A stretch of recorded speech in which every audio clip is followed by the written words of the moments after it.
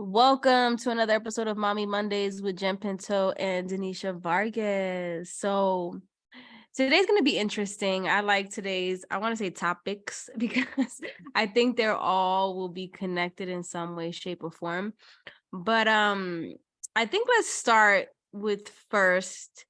Let's start with gentle parenting first, I think, and then we will segue into the other topics of why gentle parenting seems so hard. There's, the beginning to everything, or there's the root to everything that you always got to fix, right? So you can get everything else, like for example, your body, right?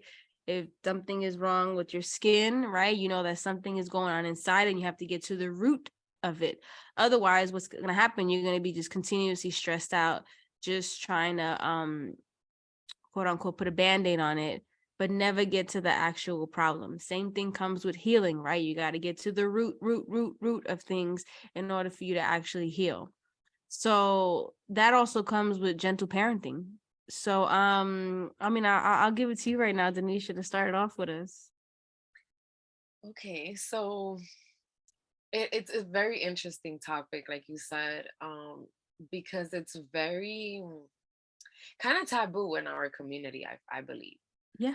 Um, I think most moms don't want to hit their babies. Like you don't want to get to that level. I think deep down. Now that it happens, okay, we're all human and we've all been, trained to do things a certain way. You know what I Mm-hmm. mean? So when it comes to gentle parenting, I feel a lot of people think that they're just letting their kids do what they want. Yo. I think that's what people genuinely feel it is, Yeah. because we have been so like traumatized in our childhoods, getting beat up and getting disciplined in certain ways, all those things. Um, we can't accept gentle parenting because we feel like we're doing something wrong. Yeah. Is that me? I think it's me, but I don't know how to turn it off. I was like, wait, is it me? um Okay, let's take it back. You said gentle parenting. I'm sorry. Real quick.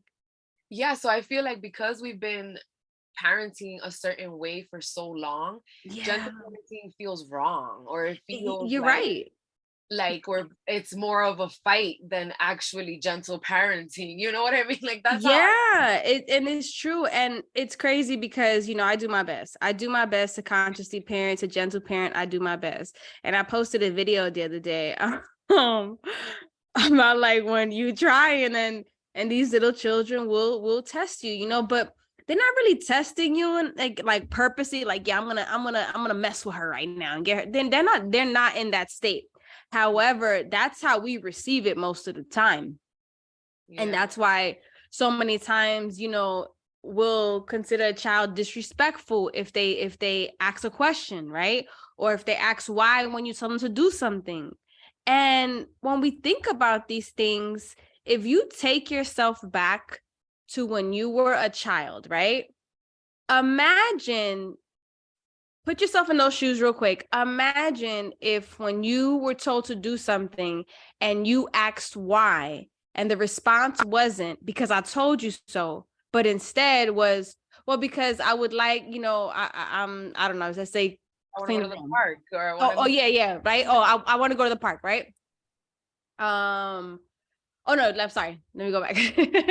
Like, yeah, anything like that, right? But what if instead they actually told you why they wanted you to do it, or why they didn't want you to do something, as opposed to just because I said so? And I'll be honest, when I think about that, as little me, I would have loved that. Hmm. I would have loved that, I would have also appreciated being asked how I'm feeling, Yeah. even after I do something wrong, like I think about these things because, our parents probably whipped our behinds and then that was it. And I'm sure they felt guilty. 99% of parents, you got the 1% that are just psycho. 99% of parents, I'm gonna assume, feel guilty. Yeah, But exactly. they're not going to show that to their child, especially the old school parents, because it's like, oh, I don't want them to think they could take advantage of me, or they could walk all over me, or they could do whatever they want and disrespect me. That's the mentality they're in. So they never even like did a repair afterwards. They didn't even think it was even necessary. Yeah. So then in turn, we don't think we got to give our children explanations, or we Yeah. don't think that they need, to kind of process some of the situations that they've been in. You know what I mean? And so it's important to kind of rethink the whole parenting thing and kind of just break everything down, because if we don't, then we're giving something false expectation, something that could be amazing. Now it's even harder to do than what we were taught to do, because we're not breaking it down, we're not dissecting what's actually happening, because we've just been taught to react. Like sometimes things come out of our mouth that our moms used to say, Yes. and it's like, why do we why do we keep repeating the same things? So if we actually stopped and thought, like there was one time I was picking stuff up and I said like, and I'm gonna say exactly what I said, but I was like, Dios mío, que lo grande que yo he hecho en esta vida. Basically, like, what is the Mm-hmm. big thing that I did in my life? And then I was like, why did I just say that? My mom used to say that. Like, what have I done in my life to receive such a punishment? And that made me feel so sad that I repeated that, and Yeah. it wasn't in front of my children, gratefully I was just cleaning stuff up and like it kind of just came out. And I was like, oh, I didn't like that. Like I felt like it was my mom that kind of presented herself in me without my permission. You know what I mean? Yeah. And I kind of felt like wrong.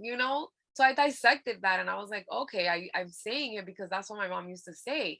But do I feel like this is a punishment? No, it's actually like one thing we were talking about before was like the reason we can't accept gentle parenting is because we're still trapped in the ways that we were indoctrinated to Yeah. and fooled into believing is actually parenting. So when we rethink the whole idea and reimagine how things are supposed to be, then we can actually like live with our children. Like, oh, hey, let's go wash the dishes together. Or hey, let's Yes. do this. And now it's a whole different environment that you've created in your house. But what I'm saying is like that moment where you're able to bring them onto everything that you're doing and it's not so much of an issue anymore. That's how Mm-hmm. you know that you're on the right path and that you're doing this correctly. So if you don't feel like that, there might be some things that you're still getting wrong. Yeah, I think we have to really realize, like, I always say, we dehumanize children, Yeah. and we forget that, we were once them. And listen, I'm not here to say I am perfect. I was just gonna say, I side I note. have my moments, okay, because it is not easy, especially when I'm by myself with these children all day and trying to work and cooking and cleaning and all this. And you're asking them to do stuff, and it's like sometimes you're just so overwhelmed, you're just like, I don't have the energy to explain it to you, I just need everything done. Yeah. um but I, like I said, I'm big on the repair. I'm big on the repair, because I do take afterwards a moment that I'm like, damn, I mean, I don't really like the way I handle that. Like there's a better way I can do that. Um, and the mom guilt eats at you. When, especially with gentle parenting, like when you're trying to do that and you're trying to go against what society deems as normal, it becomes even harder because there's not much of a support system. Only the few parents that you have that are on the same page, you know, Yeah. because a lot of other people are going to be extremely judgmental. Like, oh, you're not disciplining your child, you're not whatever with your child. And it's like, unless you have, unless you're in somebody's shoes, or you understand where they're coming from or what they're trying to do, you can't judge anybody. Yeah. Like, I realize in my healing journey, like the main thing that has been the common denominator to everything is healing that inner child, healing that little girl, speaking words of certain affirmations, like I am safe, I am okay, I'm not in the same, life that I was in, like everything's okay right now. It's because I have to rewire my brain because my childhood was so traumatic that there's so much fear in the sense of fear, anxiety, like this impending feeling that something bad is always going to happen because my childhood was like that. So, when I'm trying to do that with my children, and I've spoke about this before, I can get triggered by them with their screams and their cries, and then it becomes harder to gentle parent because now I'm triggered. Now I have to find a way to bring myself down in order to even parent at that point. And sometimes I don't know how to do that, so it's something that I'm realizing, we have to really, in order to really get this gentle parenting going, the work has to start with us healing our inner child that was, hurt or wounded or couldn't voice themselves and their emotions were suppressed, so that when we our children just are being children, we're able to receive it differently, and it's gonna come, because what's gonna happen is at this moment they're still in their growing stages, where at least mine, I have a 3, a 4, and a 6-year-old. They're still in these growing stages, but the truth is that all the stuff that we're trying to do with this gentle parenting, and even when we think that we're not doing a good job, but we're doing way better than most, I'll tell you, girl. We're gonna see that payoff when they start getting into adulthood. We're gonna see mature adults, and it's like you have to have patience with this, because people think, oh, you're gonna gentle parent and everything's gonna be all fine, and they're gonna be like, no, they're still gonna have their transitions in life, from child to teenager to adulthood. And within all those transitions, you have to learn how to go back to that place when you were in, and how you would want to be responded, how you would want to be received, what you needed. Sometimes we think of, oh, I want to give my child, everything I never had. And when we say that, we think financially, we think materialistically. And it's like, nah, yeah, that's another thing. Yeah, I would love to give him a better, lifestyle and environment that I grew up at, and that was my goal, and I did that. But the reality is, what I've learned now becoming a parent is, what I really want to give them is the freedom to be who they are organically, without me programming them into a specific type of person just to please me. Today I was talking to a mom who just started her daughter in Taekwondo, and we were having a conversation where she's saying she's loving the class because her daughter has a ADD or ADHD, and it's Okay. intense. Like the sensei calls her Hurricane. I think it's so cute.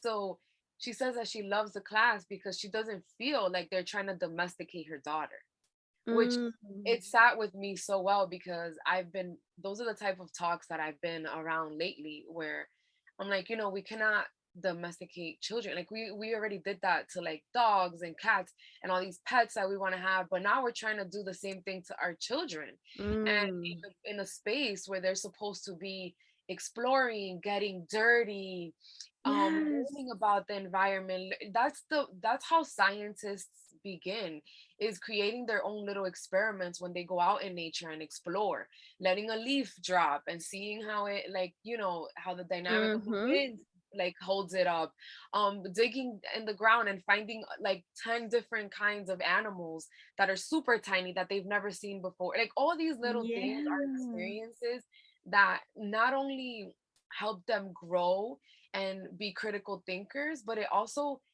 like, it creates neurological connections where now they're more like in tune with nature. Yeah, it's crazy you say that, because today they were playing in the backyard, and there was like I don't know, some like long type of ant type of thing. I don't know, this stuff outside, whatever, right? And I catch them like all like loud, so I'm like going to see what's going on. I go, and they were all like, like the thing is just crawling on the floor, and they're just like all next to it, like, oh, look at it, you know what I mean? Mhm. Blah blah blah. So my first instinct is to be like, what are you doing? Like, get off of that. And I go, I'm like, what are you doing? And then I see, and I'm like, I had to really catch myself. And I'm like, oh, okay. And I said, okay, look, I don't mind y'all, whatever y'all doing. But where y'all sitting at, there's bird poop on that floor. So if y'all could just move somewhere else, you know what I mean, to another section.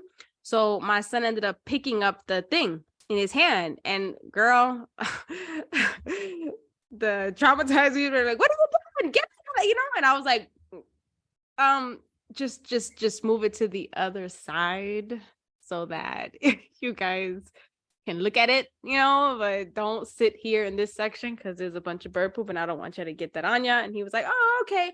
And then I came inside and I'm like, these are the things they're supposed to do, especially boys. You know how boys are, And it's like, there's this a part of me that was going to stop that. There's a part of me that was going to get upset. I'm being honest. And I had to really like catch myself and be like, ooh. And even sometimes when they play in the dirt and they get all dirty, ooh, I'd be holding myself, I'd be like, let me let them do them because I know they need that. But the only reason that I feel a certain way about that is because I was programmed to feel that way.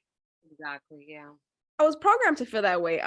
There's something dope that I saw, remember that I shared with you, that Dr. G on Instagram was talking about how children are like just incredible in how they adapt to their environment. But on the contrary to that, they're adapting as a way to how do I say, like, please, you know what I mean, and make sure that, oh, I don't want to get mom mad, so let me do this. So then afterwards that builds a certain type of characteristic, a certain type of person, a certain type of identity that you travel with throughout your adulthood. And then you get to a certain age and you're like, wait a minute, this isn't me. Like, why am I like this? This isn't me. So I think that's where we got to get to the like I said, the root of gentle parenting is realizing that the only reason they're listening to you after some time, if you think like, if you're not quote unquote gentle parenting and you're just laying down the law and it's like, this is what it is, I don't care, don't talk back, don't say nothing, da, da, da. And then they start to listen to that, and you know how people are like, oh, that kid is so respectful, oh, that's such a good boy, you're such a good girl, I can't stand that now. Like, now I can't stand hearing that, like, people say that to people, you know what I mean? And it is like, nah, they're not, they're just scared, and they don't want to deal with the repercussions, so they just follow suit and adapt. I can give a really good example to that. When I was younger, I used to ask so many questions about everything. So why do you do it that way? So who taught you how to do it like that? Oh, That's you've true. been doing it like that for a long time. Like, those are the Mm-hmm. types of questions that I've always had. And in our family, that was annoying. Like, none of these adults had time to answer any questions. And granted, they had their jobs, they had their responsibilities. So, and my mom being a single mom, she really didn't have time. She was going to school, she had 3 jobs. It was intense for us. So my mom didn't really think, I don't think she can even process of giving me a hug at the end of the night or telling me I love you, I Right. love being your mom, like I do with my children, where I'm like, hey, thank you for choosing me. Like, I love being your mom. It's the Oh my greatest. God, I do the same. Imagine if we had that. I'm sorry, go ahead. And I look on, and I always try to make it. There's some nights where I don't make it up, and I'm like, by the time I get up there, they're all sleeping. But I always make it a point to let them know that I appreciate them, no matter what type of day we had. That I appreciate them being in my life, because those are things that I needed. So then, as an adult, I realize that I'm just curious. I'm curious about everything, and it's also, for any of you into astrology out there, um I have my sun sign is Scorpio, and it's a lot about death and rebirth and reimagining everything in your life, like literally Mm-hmm. everything. Yeah.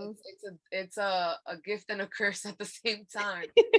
So I found myself always just questioning everything. So why do you do it like that? So when I became an adult, I had suppressed so many years of information, and that's why blindly, even going against my gut, I went with a lot of things that had to do with the educational system, that had to do with the medical system, that had to do with parenthood, that had to do with diet, with everything. I was just like letting things go by because I stopped being myself. And it took Yes. years and years of people not wanting to answer my questions or letting me know that it was annoying, or like, why do you always have to ask so much, like so much? Please be quiet or sit down or stop, stop, stop. Eventually you do stop. Yeah. And then you form this shell around you where you find it hard to trust someone and be your true self, to ask all the questions that you wanted to ask, or to find out all the information, or the traditions in your family. Little things like that just all start to like fall into place, and you start to realize that nobody knows what they're doing and nobody knows Right. why they're doing it. Right. Like I think, you know, don't get me wrong, the questioning can get a lot, with children, but I'm really learning like how important it is to answer these questions, you know? Kaylani and Tristan are the same way. They will ask, like they ask you one question, and then when you answer it, they'll ask you the why of that. Yeah. And then they ask, and then the why that, and then why that, and then why that. And the whys can get a lot. But I'm realizing, like you said, how important it is, because like I said, we have to think about the future and what type of adults we're raising. What type of adults are they going to be? How are they going to treat people? How are they going to receive people? How are they going to handle hard situations in life? Are they going to shut off? Like, I know me, it became to the point where in my child, it was always something happening, either somebody dying or just the drinking or the drugs or whatever the case was, right? Of being witness to that at a young age. It became to the point where, when things, as I got older and I would, be in just, very hard situations, I was shut down. I was shut down completely, where nobody would hear from me, not even my dad. Like, nobody would hear from me. I wouldn't talk to anybody, and I would be in like a serious, like, deep state of depression. I was moving around, I was working, I was going to school, I was doing everything I was doing, but I was in a heavy depression. And I do feel that a lot of that stemmed from um not being able to process my feelings when things were happening, because people just move on. Yeah. It's like, oh, you got to be strong, you got to stop crying, you just got to move on. And it's like, that's cool and all, but we got to cry, You gotta process. we got to process, we got to let those emotions come out. And I felt holding on to them um for so many years is why my friends know me as that person that I'll come to them and I'll be like, well, for the past 3 years, I was going through, and they'll be like something crazy, and they'll be like, wait, what in the, like, you didn't tell nobody? And it's like, no, and it's detrimental. It was detrimental to me at one point, especially when I had children. Like when I went through, like, and I shared before, my postpartum, it was a very difficult time. And I stood quiet for a long time, even from my own husband. You see what I'm saying? It's a pattern. I would stay quiet from the people that mean the most to me, because I didn't know how to process what was happening to me. Just the same way, because as a child, when things happen, nobody taught me or nobody let me process anything. It was kind of like, be strong, and like I said, move on. You keep it pushing, you keep it pushing. So a lot of us, what happens is we start getting into like, you find different types of addictions, in a sense. Like, mine was work. I became addicted to work because that was my escape from reality, per se. That was my way to keep my mind occupied. So this is why it's so important for us to allow our children, and this is what gentle parenting is. Gentle parenting is allowing your child to be who they are in their natural state. Children can be, a lot at times. Children can ask a lot of questions at times. All these things are just part of a childhood's development. And when we start to understand that they are developing and they are learning and growing and we are their first teachers, then we have to have some empathy and compassion for our inner child that didn't receive that, so that in turn we can give it to our children. Yeah. And I feel that a simple way of doing that is you basically gentle parenting yourself. Yes, like I've had to do that. I've had to literally gentle parent myself. And the reason that's like the best way, instead of just trying to apply, like just think about yourself first. Like, wait, what would I have wanted as a child? And what would have benefited me as a child? Like now that I'm an adult, what do I know I should have received in that moment? And try to provide those things for your children. And emotionally, Yeah, like like we talked about last week, we focus so much on the financial aspect and providing, but there's the emotional aspect that the last generation kind of fumbled the ball on. yeah. And it's the most important. It's the most important. The most important. It gets really sad because we get put into these situations where again we think we're doing everything wrong or we're doing everything, and it's that we just don't know any better. But if we put it into ourselves, like, okay, what would I have wanted, what would I have preferred as a child, it changes everything. You're, like you said, rewiring your brain, and now you're just us, like, constantly going to think about solutions rather than the issues that are presented or the problems that you have to solve, because now you're putting yourself in a different mindset where you can get yourself out of the problem. Because like sometimes we don't think of it this way, but time doesn't really exist. Like No, everyone it has a doesn't. different time. So when we do the whole gentle parenting thing and we heal, we're going back in time and Yes. rewiring our ancestors. Like that's Yep. how deep it goes. Yep. And Yep. if we understood that, then we would see in the future what type of position we'll be in from the gentle parenting. Yeah, it's going to put all the triggering stuff in front of you. Yes, it's going to make you feel like you're going to pull your hair out, but it's because we've been doing it wrong for so long. Yeah. And there's like this really cool example where like Milan, my youngest, she's very, very, very like tiguera. Like she has such street smarts. She can talk her way out of anything. And I do feel like I, in a sense, had that in me as well, or kind of still have it, but it got suppressed in me because it was wrong for me to be like that. It was wrong for me to try to one up because that's not fair and that's not fair. And that was something that I refused to teach to my children. Like I had my sister come over and she was like, "Oh, well, that you shouldn't do that because that's not fair." And then one day I had to pull her over and say, "Hey, life is not fair." And it's never going to be fair. So don't tell my kids life is not fair because it ain't. They're gonna have to get used to that. It's not fair, Yeah. period. And it's okay if you want to be slick sometimes because you're gonna need that in life. You need to put. So I would never want to take away that part of her personality that can save her in the future as an adult. Like imagine, Yeah. be able to talk her way out of anything. That's a great, a great thing to have as a trait as a person. You know what I mean? So why would I want to like take that away from her? Why would I want to just simmer that in her Yeah. instead of helping her and like guiding her towards like, okay, you can use this for this and that, but if you're always lying or you're trying to cheat your way out of something, those are the types of conversations now. It's not so much like, oh, did you lie about this? Like, no, Right. like they're to the point where they're just omitting information so they could be like, yo, I'm not lying. Like, Yep. Yep. Yep. so it's important too to have these conversations because you get to know them also on those Yeah. different levels that you wouldn't even expect that would come from your child because they're gonna surprise you.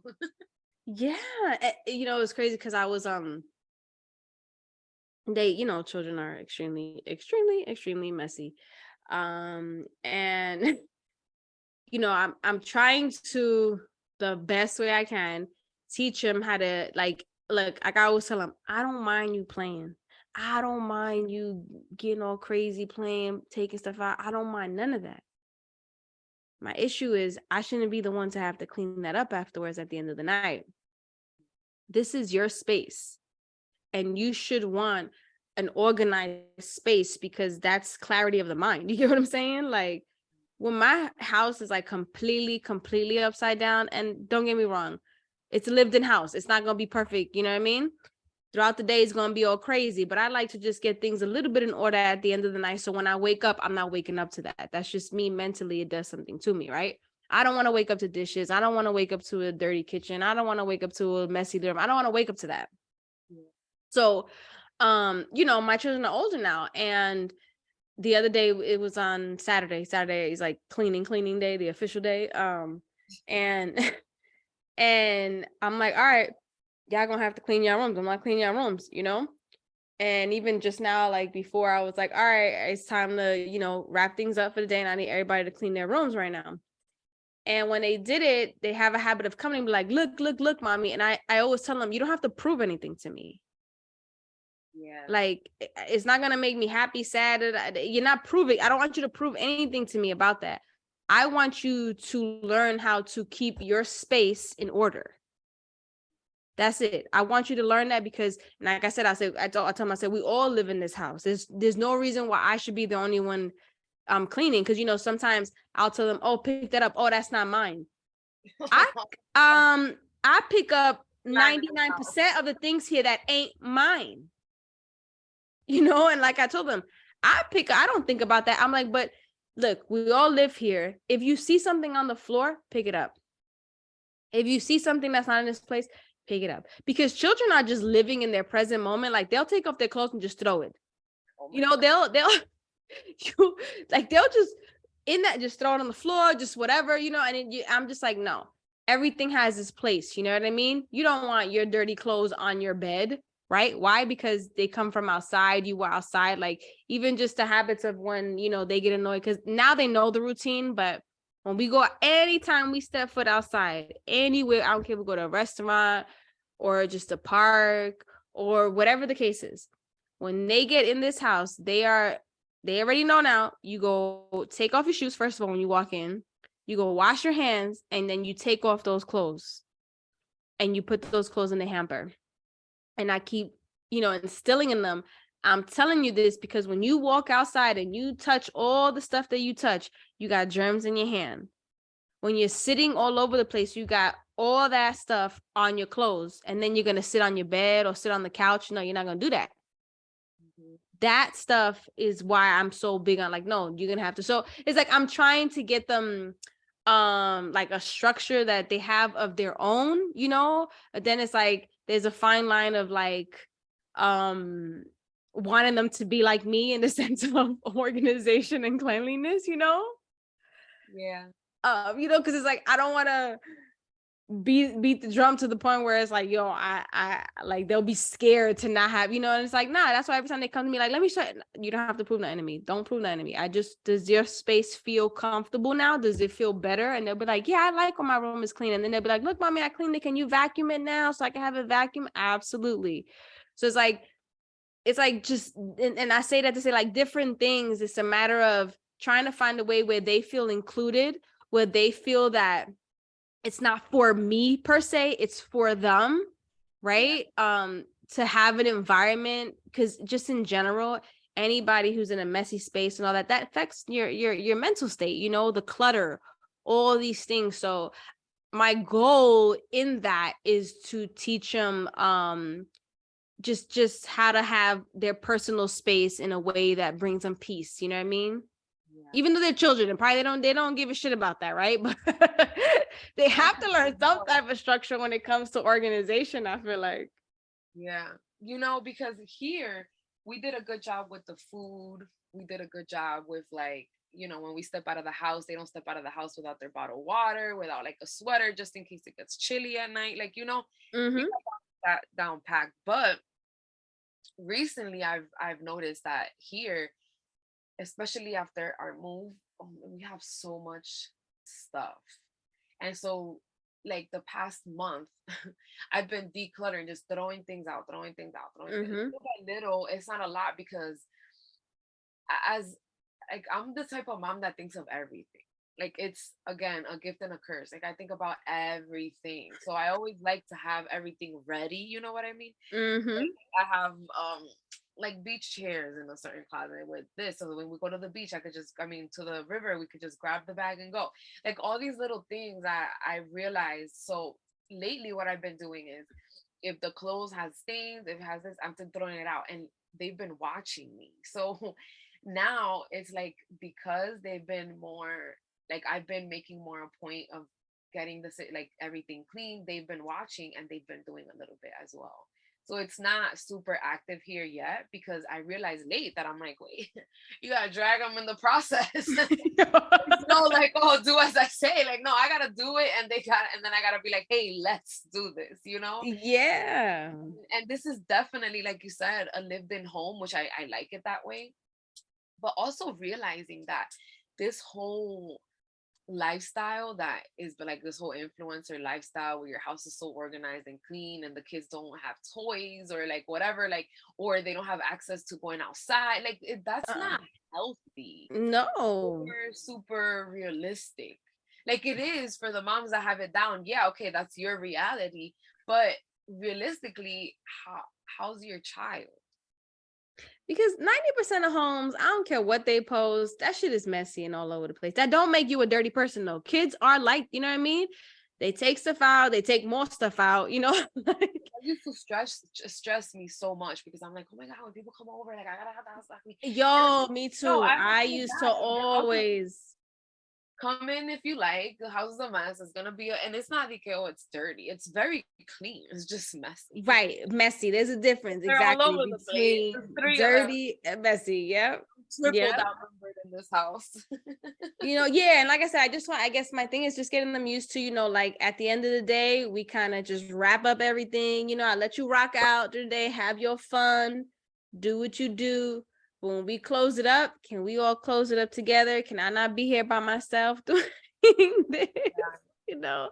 Another thing that I think, and I'm doing my best to incorporate the best I can, um, is making sure that they I do it with Tristan more than the girls, and I got to get the girls in it, but about waking up and meditating, Yes. because I think that giving them that type of routine, because here's the thing, everybody's going to be programmed one way or another. There's good programming, there's traumatic programming, there's, bad program, whatever the case is. You're going to be programmed you're going to program your children to a certain extent. Now, the question is, what type of programming do you want to give them? Do you want to give them like a healthy one that'll help them into adulthood? And something like that, of learning for them to wake up and focus on themselves, and just kind of, and even I would love to incorporate it where they meditate in the morning and at night. I do that. Like, I'm getting back into that. I'm actually getting into 3 times a day, but I would love for them to also, they know that I do that. That's the thing. So they know every time, like, I'm about to go meditate, don't interrupt me, I'm going to my room. They're like, okay, mommy. So they know they know me and their father meditate a lot. So for us to introduce it to them won't be anything foreign. It'll be like, oh yeah, y'all do that. And I always tell them, why do you do that? And they always ask me, why do I meditate? And I said, to clear my mind, and to center myself. And so I think incorporating meditation, even, before they go to bed, and then when they wake up, it's just a way, because children are filled with so many emotions, and sometimes we don't even know what they're thinking, especially as they start getting older. Sometimes they hold stuff in, and this is kind of a way for them to learn how to self-regulate themselves, Yeah. which I think is super important into adulthood, because we then grow into these adults that depend on other people to regulate our emotions. Yeah. And that's not healthy. That's why we become at a state where we're just like, oh, you did this to me, you did that to me. And it's like, no, we do it to ourselves. Mhm. We do it to ourselves. So I would love to incorporate that, and I recommend anybody to incorporate that. I also think what you mentioned about what you say to your children before they go to bed is so important. So important, because they go into their dream state with that. Mhm. That's the way I'm looking at it. And one thing I always tell them before they go to bed is, I love them, how grateful I am for them, how happy they make me, and I'm so grateful that they chose me. I always say that to them. And Use the words, it's an honor to it's, be. yes, it's an honor to be your parent. Like, all these things. Imagine if your parent, just think of that little Denisha, that little Jen, and if your parent said that to you, you know how amazing that would make anybody feel, right? Just even as a friend, when your friends are like, yo, I'm so grateful for you, that makes me feel great. Or even when I say it to somebody else, you know. So imagine a child whose emotions are 20 times, enhanced. That is so, so important. Even when they wake up, I'm like, I love you, I'm grateful for you. I always tell them that. And that's Um, so I think it's really important that, when it comes to getting to the root, to this gentle parenting, to all these things, is to really pay attention to what are your children adapting to, and are they adapting to it based on fear and people pleasing? And how do you want to rewire that in what you actually want them to adapt to? You know what I mean? Like a healthier version of it. Most of us, and truth is, this is not knocking anybody's quote unquote parent, but most of the last generation of parents, and even a lot of parents now, were not consciously parenting. They had difficult, life is gonna life in every generation.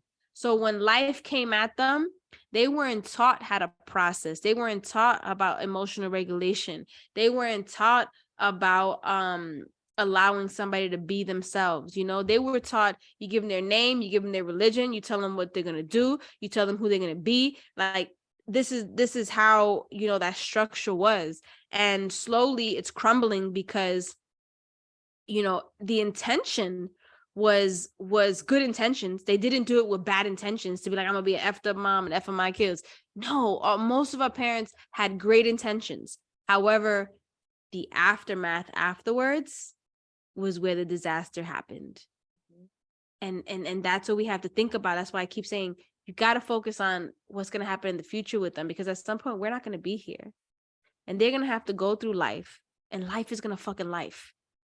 And they have to know how to deal with that with life. Because I would never want my children to be in the state that I was in as a child, where I was in such a state of pain and suffering and hurt that I really felt like I was in this dark hole for years. And I felt like there was never a light. I felt like there was always something bad going to happen to me, something bad to somebody else, that I was never going to have just this peaceful life, And even with all the things I've been through, after parenting emotionally, I do realize, like, no, I have the peace. Everything that's affecting me is not the now, it's my past. It's the past resurfacing. So, you got to think about, like, what's going to be your child's past? What's going to be their memories of their childhood? What's going to be the memories of their relationship with you? Like I think I mentioned last podcast, when I'm giving my children all this love and doing all this and saying all these words to them, I sometimes am triggered in the sense where I get emotional because I'm like, wow, I never had that, and it makes me sad for my inner child.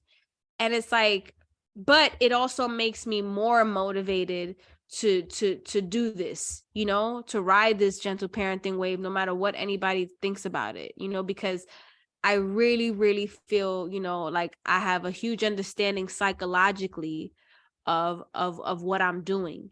And like I said, we're in a society where everything is like a microwave society. So everything has to be like a quick fix, and if we don't see it right there, then we don't think it's working.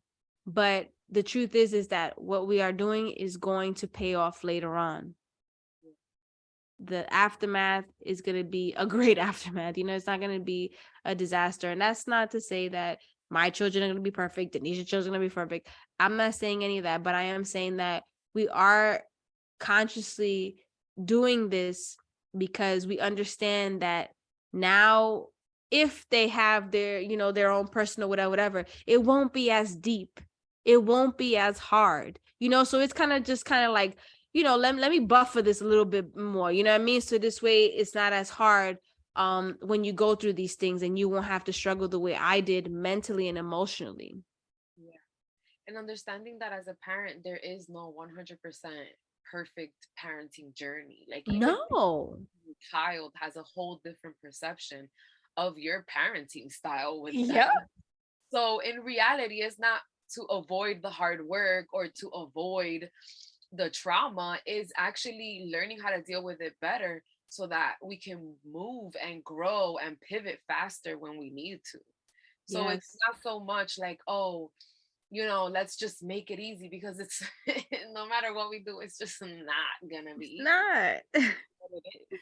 And the faster we can get over that, the better we can, like, move and grow and pivot again accordingly. You know what I mean? Yes. So it's so important to do the work, because when you can live through your children, like I said, you're going back generations and you're healing things that haven't been able to been healed through your family or through your ancestors for generations. So the Yeah. fact that you can do it by just putting in a little extra work and getting to know yourself, understanding Yes. what has been placed there and what is genuinely you. That's so important. Like, I feel like that's why a lot of parents go through these spiritual awakenings, and it's because they start to live through their children, because they Yes. didn't have their own childhood, and now all the things that their children do affect them. And then Yes. that's where we have this friction with this whole, like, I want to control what you say or what you do. And it's like, wait, if we actually just came from, like you said, a healed child, and kind of leaded with that and parented with that, then now you're changing the whole dynamic. The whole situation is different now. That Yep. child is mastering life, and create, like, we're creating alchemists now, not so much Yes. people that are on survivor mode doing. Ooh, on that note, I think we could close it right there. We are creating the alchemist. That is beautiful right there. And that is so, I didn't even think about that. And that is so, so deep and so true. Because it's what we're striving to be at, in adulthood. But if we do it with our children, we're doing it to ourselves as well. Yes, I love that. I love that. I love that. I love that. Thank you everybody for tuning in. Catch us next week. We get deep, so we'll just be back with another episode, spitting some knowledge, getting deep about parenthood. And we do this because our children, they're the future, of what society is gonna be like, right? And whatever journey they choose to go on, you want to make sure that they're in their most authentic self, because a lot of us are trying to get there now. So we don't want to give too much of what I don't want to say freedom, but I'm saying in the sense of like what society deems as freedom, as far as an authentic self, is not the same as what the true authentic self is. The true authentic self is loving yourself, being compassionate with yourself, having empathy for yourself. Those type of authenticities in a person is what allows them to navigate through life differently. And that is it for tonight. Thank you for tuning in. Catch you next week. Bye.